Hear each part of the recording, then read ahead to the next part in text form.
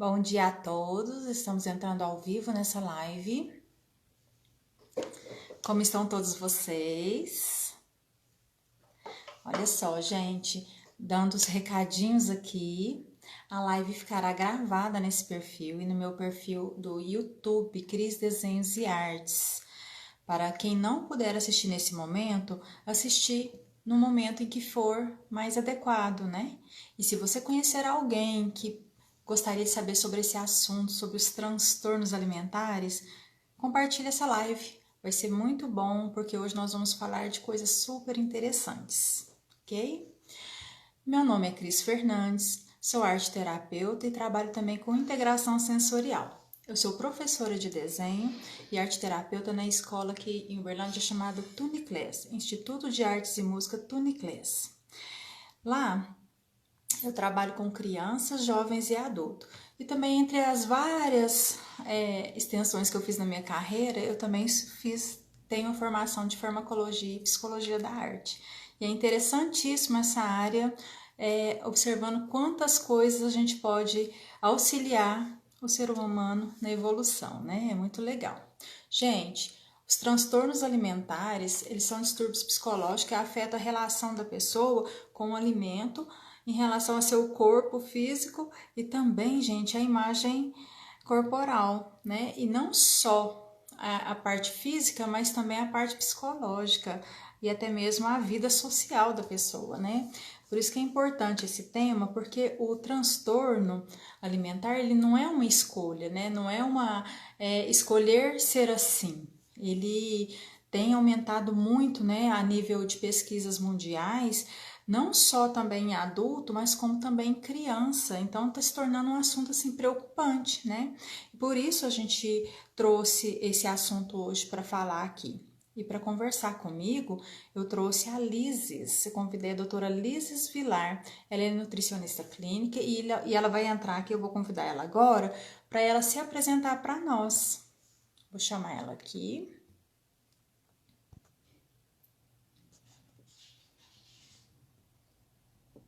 Só um minuto.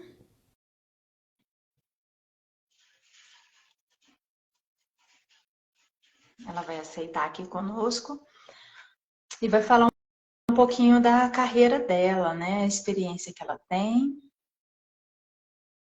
Deu certo, Lises?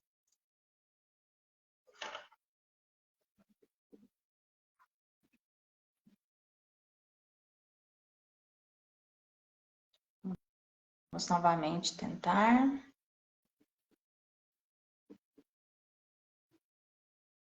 Isso, ela está com convite ainda.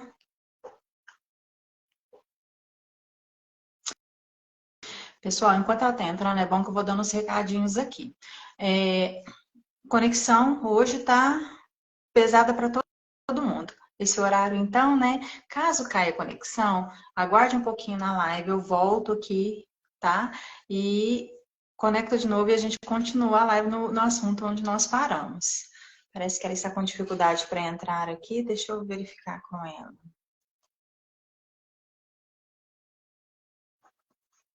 Nossa, ainda está pendente aqui para ela. Ela está na live, mas não está conosco presencial.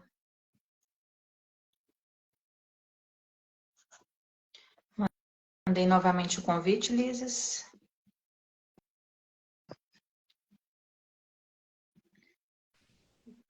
Entrou, deu certo. Deu. Eu tava tentando Bem-vinda, entrar Lises, pelo tudo bem? computador, aí eu falei assim, não, deixa eu pegar o telefone, que eu acho que vai ser mais fácil. Acontece. Meu anjo, seja bem-vindo à nossa live. Eu comecei aqui explicando sobre o nosso tema, né? Transtornos alimentares, que não é uma escolha, né? E ao fazer o seu convite, eu pedi que você se apresentasse para nós, para quem não te conhece ainda, sua experiência profissional. Então, meu nome é Pode falar. Liz, eu sou nutricionista clínica há 20 anos.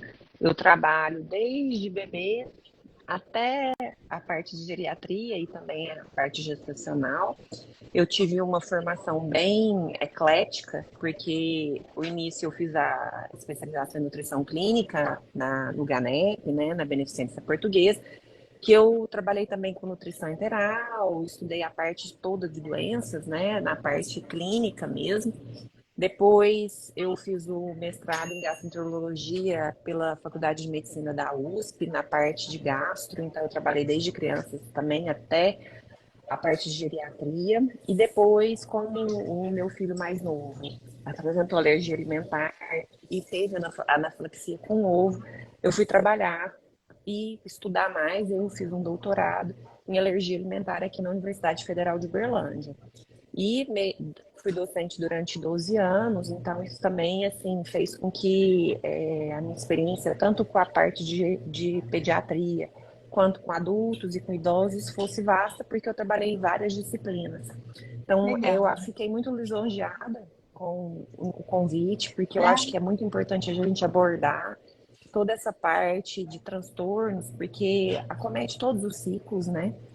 Acomete também desde crianças na introdução alimentar até idosos que às vezes por alguma patologia que às vezes era anterior, mas que por medo depois de se alimentar desenvolvem outros transtornos, né? Então é muito importante a gente estar colocando e colocar também que o transtorno alimentar realmente ele não é uma escolha e hoje ele tem tratamento e tratamentos muito eficientes, porque com a equipe multidisciplinar a gente consegue resultados muito importantes. Então, como ele não é um transtorno que os transtornos não são uma escolha, não é porque a criança ou o adulto ou o idoso é mais vaidoso ou menos vaidoso, ou não é porque que é gula, igual tem alguns pais que colocam que às vezes as crianças comem por gula, ou mesmo algum adulto que coloca, não, eu comi por gula, ou eu comi por outra coisa, ou que a pessoa não tem força de vontade, então ela não resiste a determinados alimentos. Então, isso é muito importante a gente estar colocando quando a gente fala de transtornos alimentares. interessante. A gente percebeu nas pesquisas a quantidade que tem aumentado, né? E eu tenho recebido crianças lá comigo também com esses transtornos, e são realmente variados, né? Eu, assim, não conheço todos, e dentro das pesquisas ali, eu vi alguns nomes que jamais passarei pela minha cabeça que seria um transtorno alimentar. Ali Uhum, comigo, a maioria dos meus alunos são crianças. Eu tenho crianças adultas e jovens, crianças não, alunos adultos e jovens também. Mas uhum, dentro do transtorno, o que me preocupou, que me chamou atenção, foi o das crianças, né? Porque uhum, é, as crianças ainda são cuidadas por nós, né? Então, assim, a gente uhum, tem que ter muita atenção, né? Fala pra gente, Lisa, que eu esclarecendo aí o pessoal que vai assistir a gente, uhum. quais são os tipos comuns na infância, os mais agressivos, digamos assim, que mais prejudica a criança, né? Uhum, E fala um pouco o que é o transtorno, na verdade, uhum. né? O transtorno, ele é um distúrbio psíquico, tá?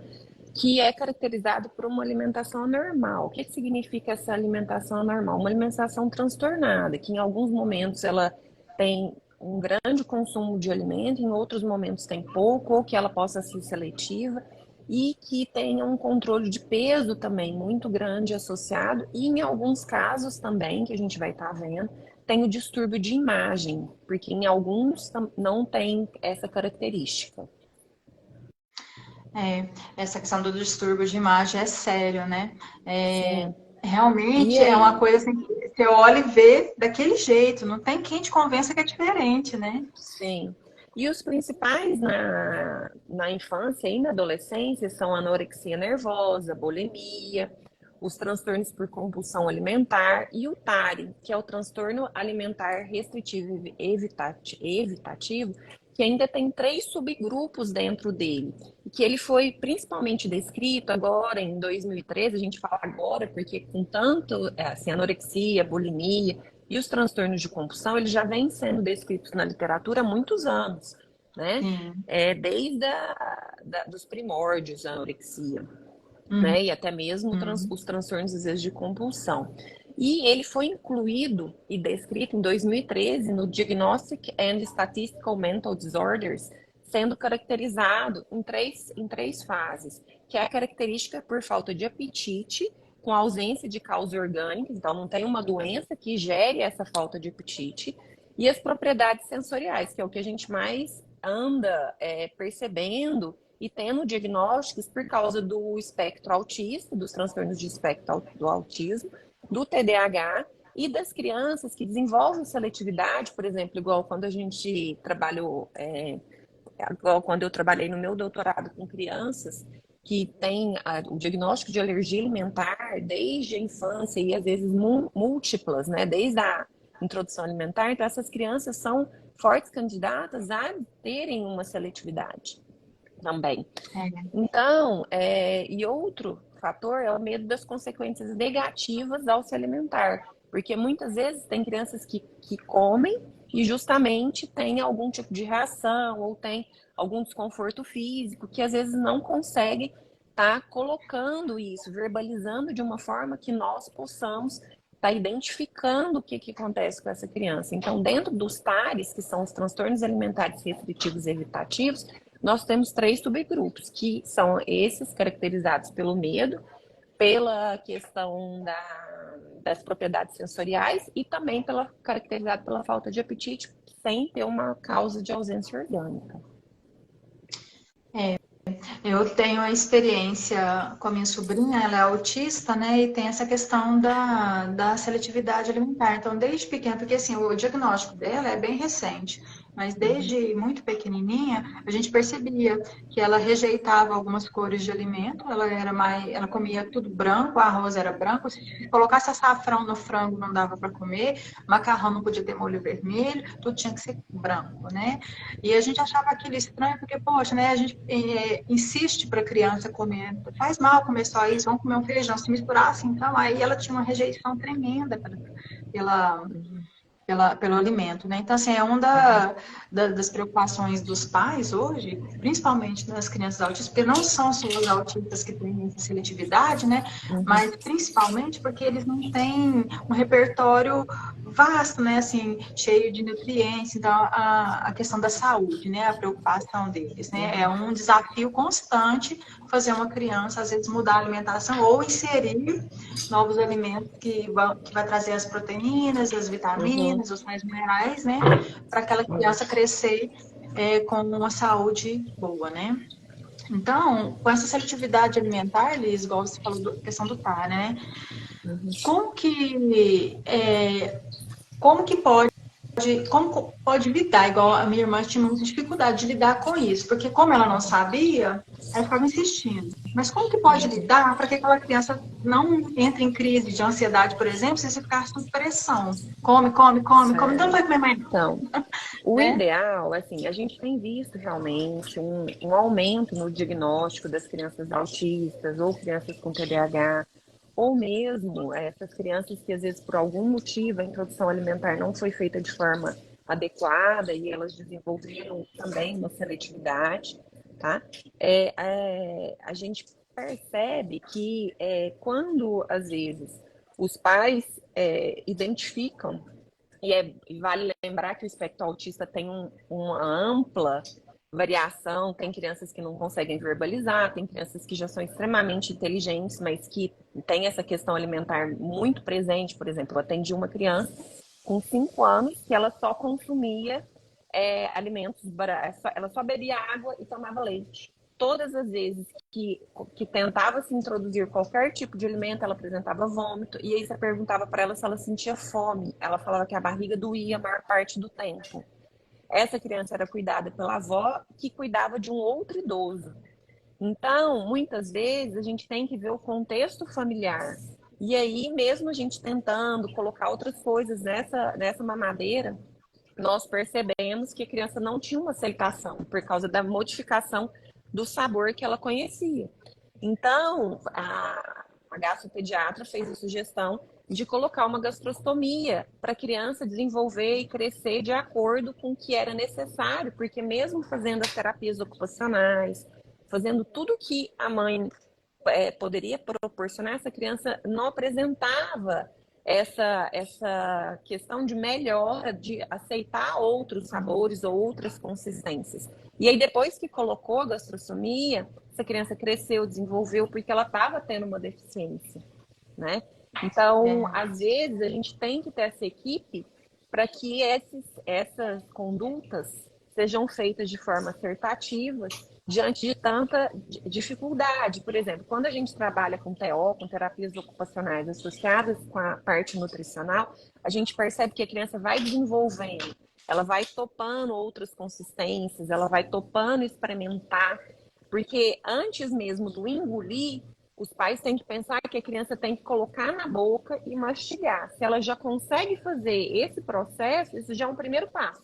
Que o engolir vai ser uma consequência mais para frente, mas ela já se propôs a experimentar, né? E essas questões de restrições alimentares, elas geram uma deficiência nutricional muito grande. E aí entra o papel do nutricionista em estar verificando como que o nutricionista pode estar participando dessa equipe e ajudando, né, nesse processo. É identificar as deficiências nutricionais, é propor, de acordo com a textura que a criança aceita, outros alimentos que possam estar sendo incluídos nessas refeições quando não tem essa exclusão, porque tem crianças que excluem grupos alimentares inteiros, como as frutas e os vegetais, por exemplo. Né? Então a gente tem que trabalhar em conjunto, porque aí a chance de ter essa aceitação é muito maior, né? Porque ele vai estar tendo um contato, ele vai conseguir às vezes desenhar, ou vai conseguir ter um contato com outros, por exemplo, com uma massinha ou com uma argila que tem a consistência que é pegajosa, que às vezes ele vai pegar uma fruta e vai conseguir estar tendo um primeiro contato, né? E aí é importante o planejamento das refeições, a mãe ficar... Porque quando os pais também pegam e demonstram ansiedade para essa criança, a criança fica angustiada, porque ela também não quer desagradar os pais, por causa da relação que tem, né, de afetividade, de uma série de questões, e muitas vezes ela bloqueia. E aí, com isso, a chance que tem dessa criança ela desenvolver outras questões é muito grande, junto com a questão alimentar. Porque a criança que tem essas restrições todas, muitas vezes ela não cresce, ela não ganha peso de acordo com o que seria indicado para a idade. Eu vejo assim que você comentando aí, foi passando assim, uma história na minha vida, porque quando os filhos são pequenos, né, que a gente começa a introduzir alimentação, tem gente que não gosta, por exemplo, de comer jiló. Eu detesto jiló, né? Eu também não gosto. Mas eu dava jiló porque meus filhos meninos, não sei se a palavra deles ia aceitar o jiló, né? Assim, eu acho que eles iam selecionar para frente a questão do paladar, né? E a textura também. E meu filho, por exemplo, ele tem muita dificuldade com texturas melequentas, né? Você falando sobre as melecas daí, né? Então, essas mais pastosas, o iogurte, por exemplo, ele gosta dos mais ralos do que aqueles mais durinhos. Ele prefere pela textura, né? Então, assim, não deixar de dar para experimentar, mas também não insistir naquela, para não causar Sim, aquele às vezes, ponto por de exemplo, agredir, trocar a né? consistência. Pode pegar um iogurte, bater com uma fruta que vai fazer com que a consistência fique mais grossa, tá introduzindo outro alimento, né? Por exemplo, às vezes a criança não gosta do feijão com caldo, então vamos tirar, vamos pôr só os grãos inicialmente, porque ele Só já os vai estar grãos. introduzindo, né? Então é muito importante a gente verificar essas questões todas e fazer um planejamento, porque muitas vezes, com a correria do dia a dia, com os pais trabalhando fora, essa criança também não tem momentos em família que as refeições fiquem agradáveis, porque às vezes o pai chega, tá ansioso, quer, por exemplo, vai buscar para fazer uma Tudo atividade, a criança tem que corrido. comer no estresse, então isso também é outro fator. E lembrar que nem sempre o mais fácil é o que é o melhor para a criança. Então, às vezes, a criança também começa a aceitar melhor arroz, purê e frango. Aí, para a mãe ficar mais tranquila, ela começa a preparar só arroz, e aí a refeição da criança fica diferente da refeição da casa, ainda come em outro momento, não é junto com os pais. Então, ela não vê que os pais têm um outro tipo de refeição, porque ela não participa das refeições familiares. Então, tudo isso é um processo que é em conjunto e que tem que ser feito em uma equipe multidisciplinar para ver reavaliar as evoluções, ver o que está acontecendo, o porquê daquilo, né? Por que essa criança às vezes não come fruta? O que aconteceu lá atrás? Será que só foi oferecida a fruta em forma de suco? Será que ela não aprendeu a mastigar, por exemplo? Tem crianças que chegam no consultório que não sabem mastigar, que não aprendeu a mastigar, porque lá atrás foi mais fácil dar uma sopa, ou foi mais fácil interter a criança com vídeos, com outra coisa para que fosse colocado na boca da E ela criança não o teve a alimento. percepção, né? Exatamente. Então, assim, é muito importante a gente perceber e conseguir identificar o que aconteceu para chegar no ponto que está. Ou nas crianças autistas, por exemplo, eu tenho uma criança que tem TDAH e que ela chegou para mim por causa que ela estava em exclusão de leite. Então, ela chegou Uhum. comendo alimentos, assim, muito específicos e muito restrito. E aí a gente percebeu que ela não tinha mais, ela já tinha adquirido a tolerância da proteína do leite e a gente começou a tentar incluir outros alimentos. Mas como ela não teve, lá na hora que foi feita a introdução, uma introdução de forma adequada, com diversificações de consistências, ela não aceita qualquer consistência. E aí agora, como ela come, por exemplo, mais macarrão, ela aceita, igual você falou, assim, às vezes um alface, uma cenoura, mas em quantidades menores. Ela às vezes quer o sorvete depois do almoço, e aí ela quer comer outro tipo de alimento à tarde, ela quer uma pipoca, ela quer outras coisas por causa da questão da coloração, da consistência também. Ela agora, ela não tem o problema do déficit de crescimento ou da questão do peso, ela já está com sobrepeso, porque algumas crianças também desenvolvem o sobrepeso, porque as escolhas e o que é a aceitação são alimentos que têm um teor calórico maior. E mais fácil, né? E olha só, né? Na arte terapia eu trabalho com a integração sensorial também, né? E a gente desenvolve nas crianças, trabalha muito nas crianças, por exemplo, é esse enfrentamento, né? Dessa autorregulação. Porque a criança, até um certo ponto, eles não têm essa maturidade para saber o que é certo e o que é errado. Ele vai aceitando o que você vai dando. E se é Sim. gostoso, então me dá tudo, né? Isso, Principalmente doce, né? o que tem que prestar muita atenção também é para não fazer, por exemplo, você coma isso que eu te dou isso. Então, porque a criança vai A pensar, troca. olha, isso daqui não é tão gostoso mesmo, mas como eu vou ganhar o doce, eu como. Então, ela só liga que ela vai comer determinado alimento se ela tiver algo em troca. Né? Isso Então, gera a gente tem que... ansiedade, né? Exatamente. Então, assim, a gente tem que observar isso também. E outro fator muito importante, que saiu um trabalho agora no JAMA Pediatrics, que mostra que entre as crianças e os adolescentes, 1 em cada 5 apresenta um transtorno alimentar, de alguma Tá forma, de algum vendo? tipo. É E muito. que foram avaliados 63 mil crianças e que, dentre essas crianças, a gente foram 17 países, incluindo o Brasil. Então, a gente teve também uma participação, né? Apesar de ter uma porcentagem muito grande de mulheres, que foi 51,6%, a gente vê que também, dentro desses 51,6%, 48,4% também eram meninos, né? Então, e eles tomaram cuidado de não colocar e não fazer avaliação dessas crianças durante o período de pandemia, porque também houve uma modificação, né? Então, é muito importante a gente estar pensando nessas questões, assim, que está muito presente no nosso dia a dia e grande parte também apresentava alguma questão de transtorno alimentar. Vale lembrar que pode ser anorexia ou bulimia e que os pares e o transtorno de compulsão também estavam presentes nesse trabalho.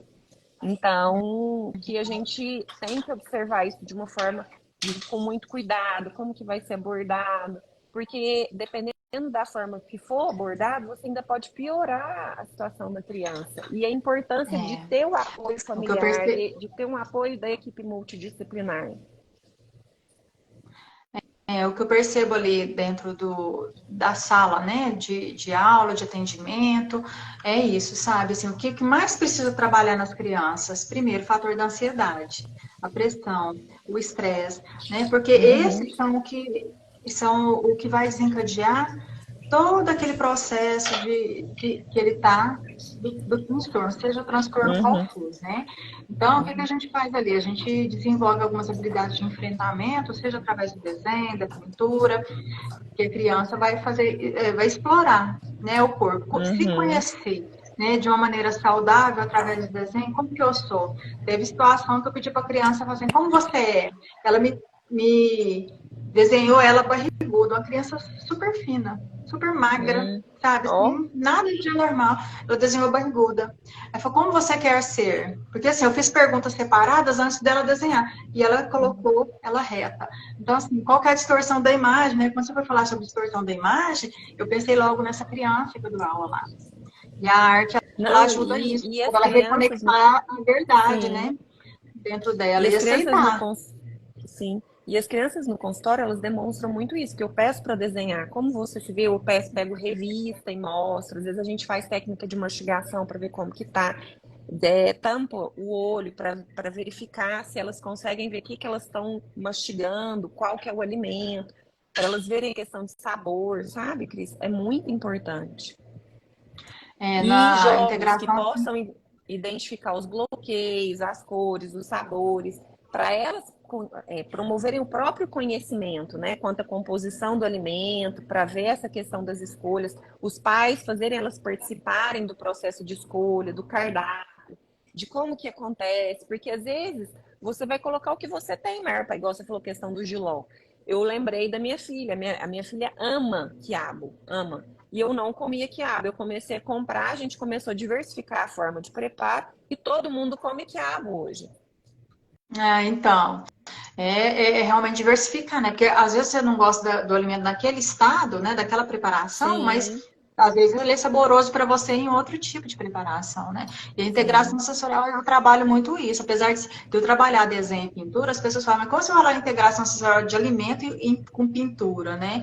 Mas ali, as formas ásperas de um material, ou as formas mais fluidas da tinta, ou mais melequenta, Uhum, mais pastosa, é o que vai trabalhar essa questão da aceitação, né? sim, O da frio e o integração. quente, o cheiro. Às vezes eu faço atividades que eles cheiram sem olhar o que para ver o que vem na memória de sabores Uhum, que vai gostar. Então a gente sabe se ela está salivando ou não. Assim, eu chego assim até a suspirar. Nossa, eu senti cheiro de chocolate ou de limão, né? Coisas que não tem nada a ver. Então, assim, o que a gente pode despertar nas crianças em questão sensorial para ajudar, né, a trazer os alimentos saudáveis para a mesa, né, para o cotidiano delas, né? sim, e para tentar despertar a vontade do experimentar, né, Cris? Eu acho que é muito importante essa vontade do experimentar. Eu, por exemplo, eu não como piqui por causa do cheiro. Uhum, Eu não suporto o cheiro do piqui. Mas eu já comi o piqui, né? Porque eu fui forçada numa certa situação. Eu não tinha como uhum, não comer o tal do piqui. Eu achei ele super saboroso, mas eu não consigo pôr no prato porque me dá ânsia de por causa do cheiro. Se eu tivesse uhum. com o nariz fechado, eu acho que eu comeria muito, mas não consigo. Então, assim, tem que respeitar, às vezes, nesse momento, que às vezes o cheiro daquele alimento não está sendo agradável para a criança ou para uma pessoa adulta, por exemplo, mas que há outras formas de fazê-lo que não, né, não tem, né? Esse cheiro Sim. todo, né? O que você acha, Liv? O que você poderia falar sobre como auxiliar aí, assim, sobre as terapias em conjunto, né, para auxiliar, né? Porque você falou que trabalha às vezes com desenho, olhando revista, imagens e tal, né?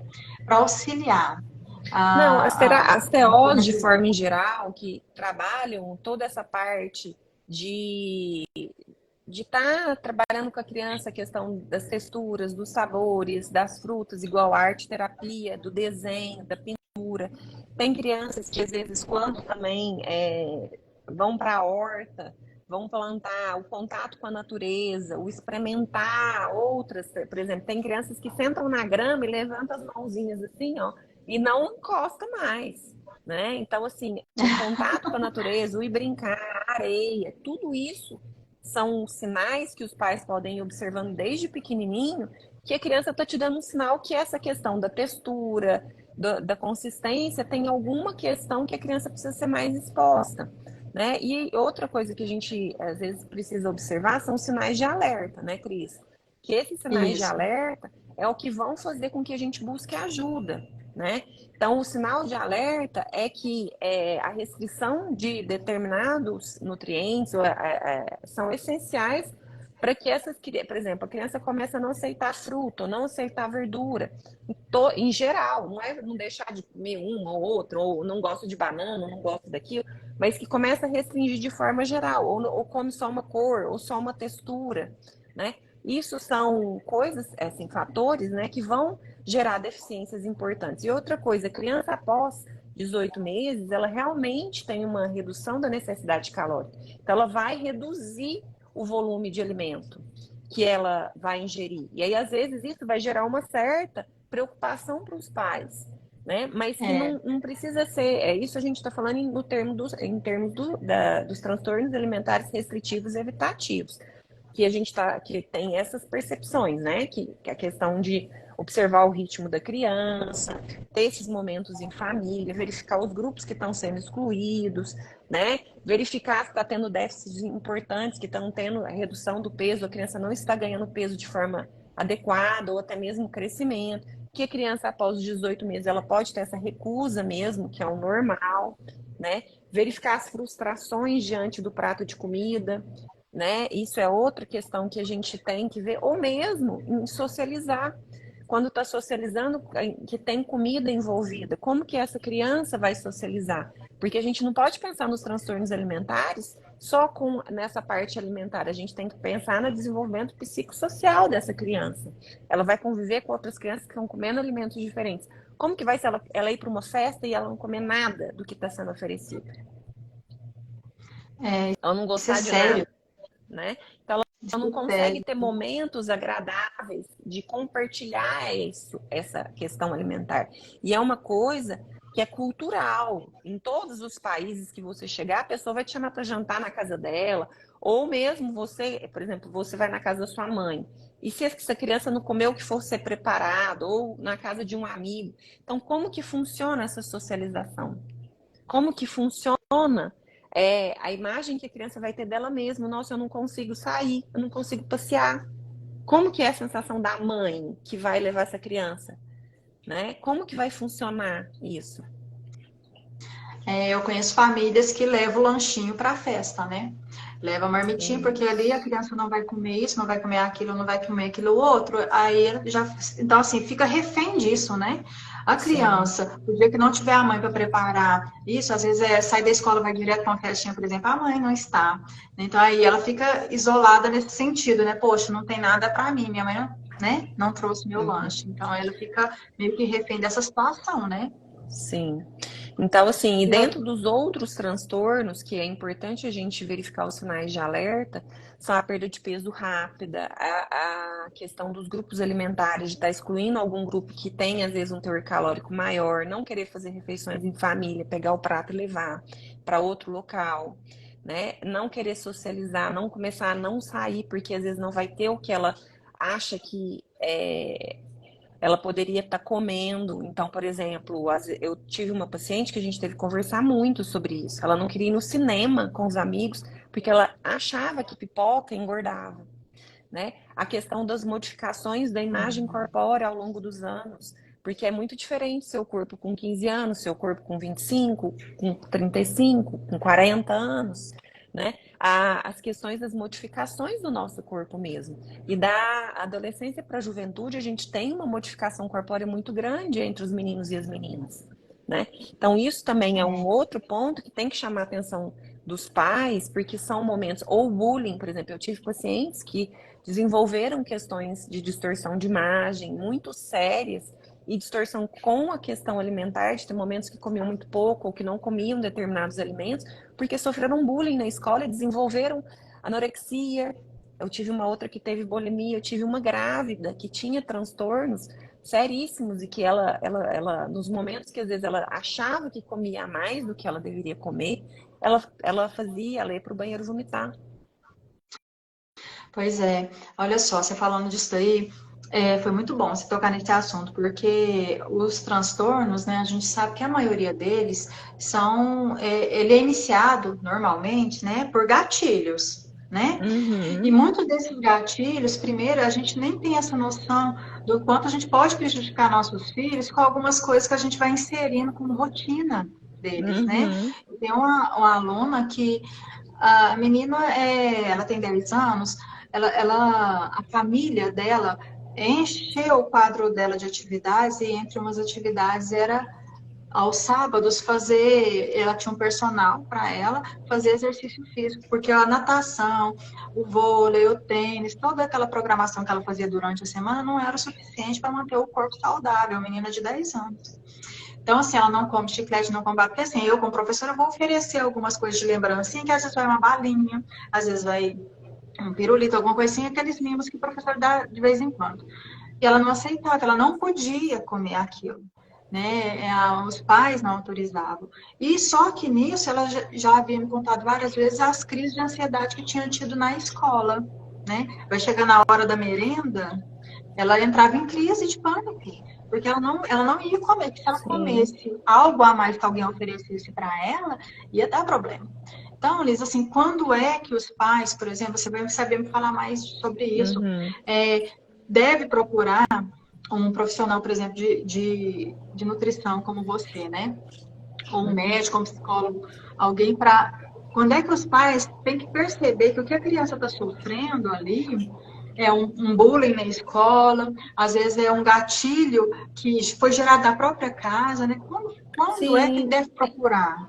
é muito importante quando a criança começa a colocar, ou adolescente, ou mesmo adulto, que existem alimentos ruins ou bons, que durante a semana faz restrições e chega final de semana, é como se abrisse as porteiras e falasse, posso comer tudo que eu posso. Então, você está Tudo. incentivando a ter momentos e questões alimentares muito sérias, porque momento de restrição e de repente ela pode comer tudo que ela quiser comer, então ela vai ter um consumo alimentar de coisas e Regular. alimentos que são extremamente calóricos num espaço de tempo que é pré-determinado. É igual quando a pessoa fala assim, hoje é dia do lixo. A gente não come lixo, É, né?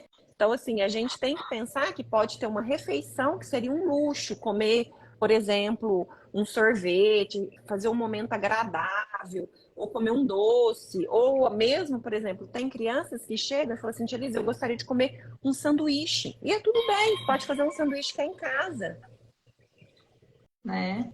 né? É, Então, assim, isso é muito importante, a gente, que, assim, essa questão da gente tentar mostrar que não existe alimento ruim ou bom, ou que tem grupos alimentares que são melhores do que os outros, porque todos são essenciais para o desenvolvimento, para o crescimento de qualquer um de nós.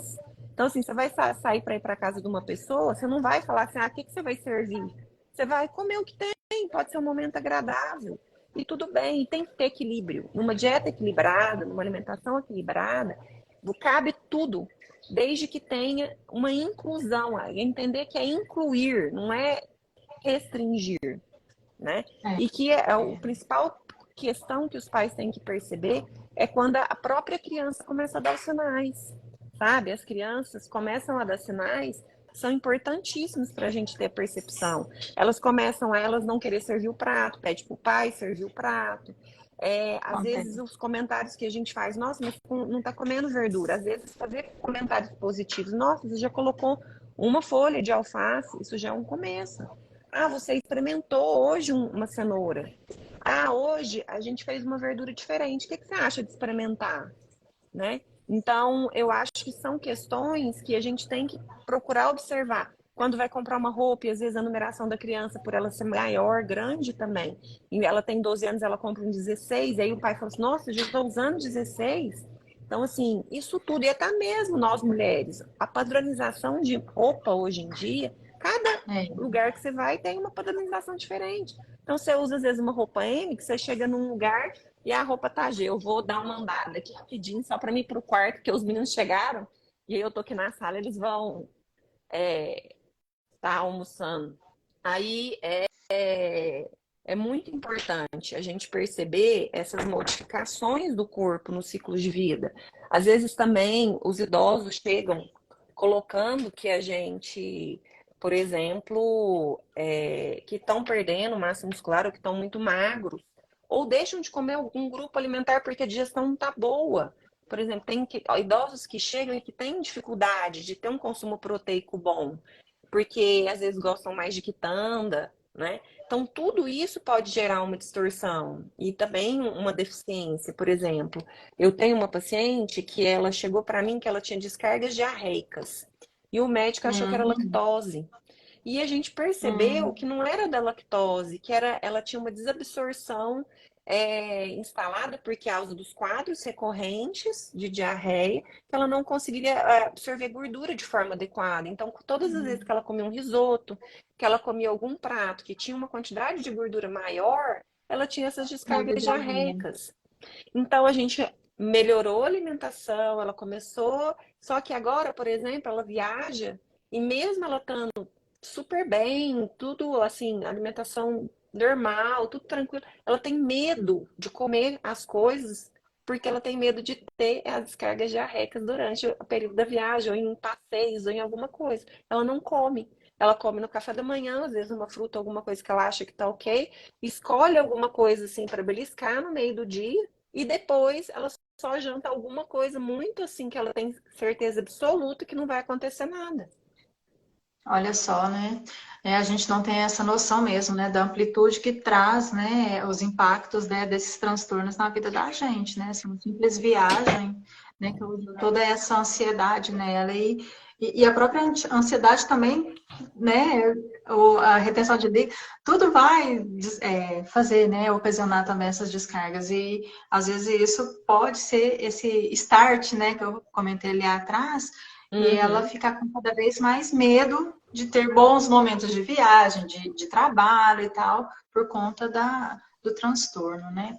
Ah, Elises, nosso tempo está acabando, é tão bom esse assunto e assim tão amplo, né? A gente tem tanta coisa importante para falar sobre isso, tantas formas, né, de tratar isso, né?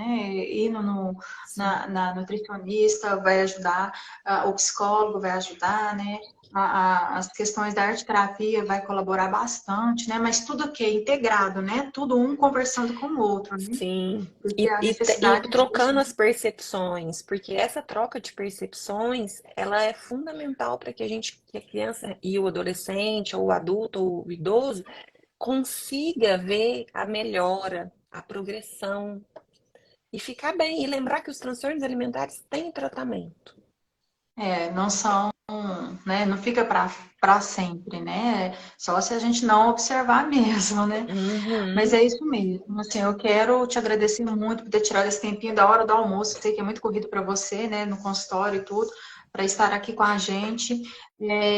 Vieram algumas perguntinhas, né? Durante aí essa manhã que eu postei lá Uhum. sobre a nossa live, né? Mas aí eu acabei jogando aqui sobre essa questão de como perceber, né? Uhum. Que hora que eu percebo que eu devo levar meu filho para procurar algum profissional para ajudar meu filho, que Uhum. foi o que você me respondeu, né? Muito obrigada.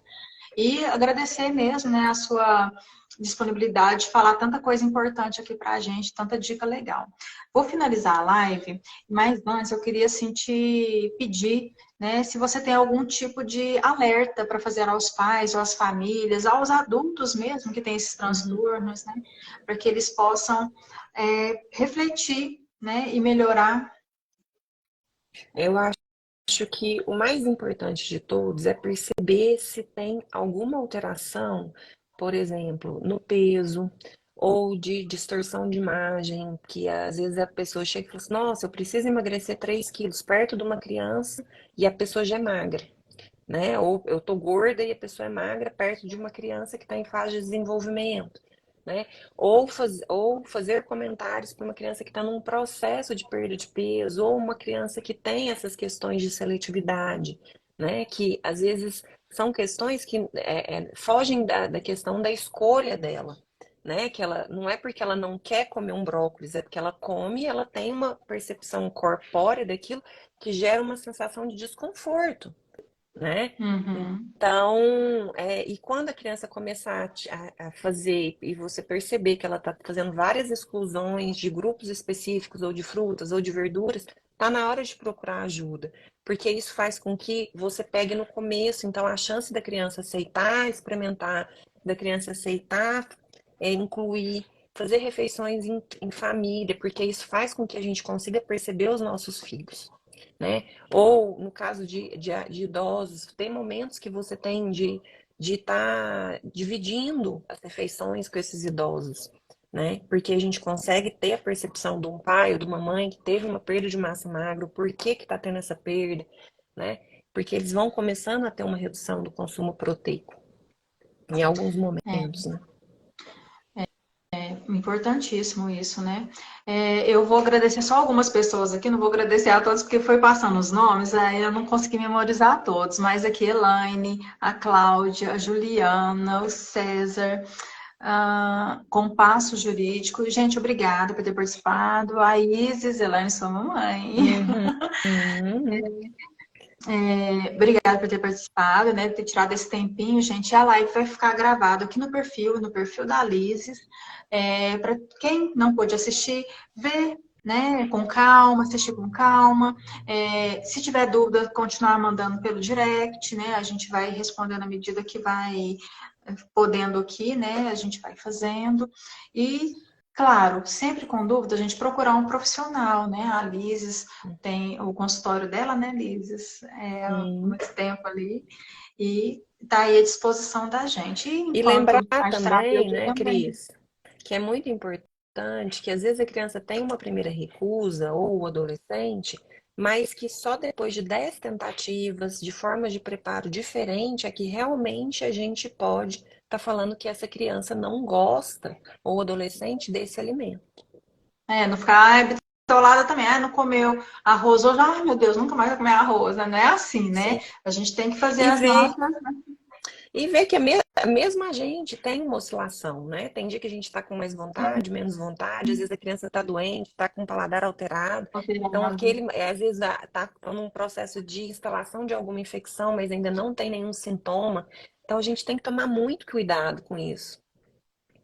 Para não pré-diagnosticar, né? Sem procurar aí antes de perceber, né? Liz, Sim. antes de encerrar, eu vou fazer o print da nossa live, ó. Então, seu sorriso. Foi. E mais uma vez, muitíssimo obrigada, viu? Pessoal, nós vamos ficar por aqui. Vou dando um tchauzinho aqui. Obrigada a todo mundo. Beijo e até a próxima. Até a próxima. Tchau, tchau. Tchau.